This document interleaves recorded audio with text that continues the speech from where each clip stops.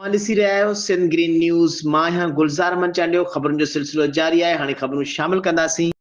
लाड़काणे खां जावेद पीज़ाद जी रिपोर्ट मुताबिक़ लाड़काणे शहर जे दड़ी टाउन जे UC4 रहमतपुर जे PP चेयरमैन रफ़ीक करमानी ख़िलाफ़ वार्ड 3 जे काउंसलर अब्दुल गफ़ार कुंभर बेइतमादी ज़ाहिर कंदे संदसि खे हटाइण लाइ रिथ पेश करे छॾी, जंहिंमें वाइस चेयरमैन ग़ुलाम रसूल लग़ारी, काउंसलर बहादुर खुहावट, जनरल काउंसलर रईस इमदाद खोसो ऐं ॿियनि मेंबरनि शिरकत। गुज़िरियल 16 महीननि खां UC4 जे चेयरमैन मोहम्मद रफ़ीक करमानी जन जो मुंहुं ॾिसण बि कोन थियो आहे। महाना ईंदड़ लखें रुपया बजट मां मोहम्मद रफ़ीक करमानी साहब जन सॼी भैंस कॉलोनी में 20 रुपयनि जो बल्ब तक कोन हणायो आहे। यूसीअ जे तरक़ीअ लाइ ईंदड़ लखें रुपयनि जे माहवार बजट यूसीअ ते ख़र्च करण बदिरां साईं जन उहा बजट पंहिंजे ज़ाती मिल्कियत वधाइण लाइ इस्तेमालु करणु लॻंदुसि।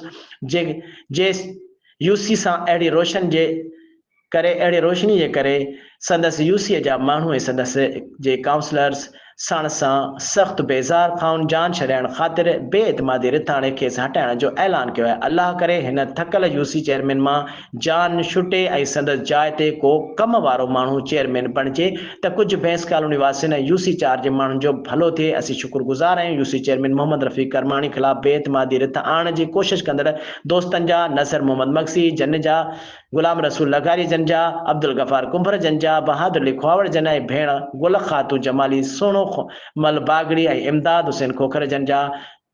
दड़ी टाउन UC4 रहमतपुर जे चेयरमैन मोहम्मद रफ़ीक करमानी जे ख़िलाफ़ वाइस चेयरमैन ग़ुलाम रसूल लग़ारी, 3 जनरल काउंसलर ऐं 4 मख़सूस मेंबरनि पारां अदम एतमाद ज़ाहिर कंदे यूसी चेयरमैन जे उहिदे तां हटाइण लाइ रिथ पेश करे छॾी आहे। दड़ी टाउन UC4 चेयरमैन मोहम्मद रफ़ीक करमानी जे ख़िलाफ़ वाइस चेयरमैन ग़ुलाम रसूल लग़ारी ऐं 3 जनरल काउंसलर जे, जंहिंमें अब्दुल गफ़ार कुंभर, वार्ड 2 बहादुर अली खुहावड़, वार्ड 3 नज़र मोहम्मद मक्सी, वार्ड 4 ऐं 3 मख़सूस सीटुनि जे मेंबरनि गुल ख़ातू जमाली, लेडीज़ मेंबर सोनो मल बागड़ी, अक़लियती मेंबर इमदाद हुसैन खोसो, लेबर काउंसलर पारां अदम एतमाद जो इज़हार कंदे दरख़्वास्त दाख़िल कराए छॾी आहे। दरख़्वास्त में ॼाणायो वियो आहे त UC4 दड़ी टाउन चेयरमैन मोहम्मद रफ़ीक करमानी पंहिंजे अक्सरियत राय विञाए वेठो आहे।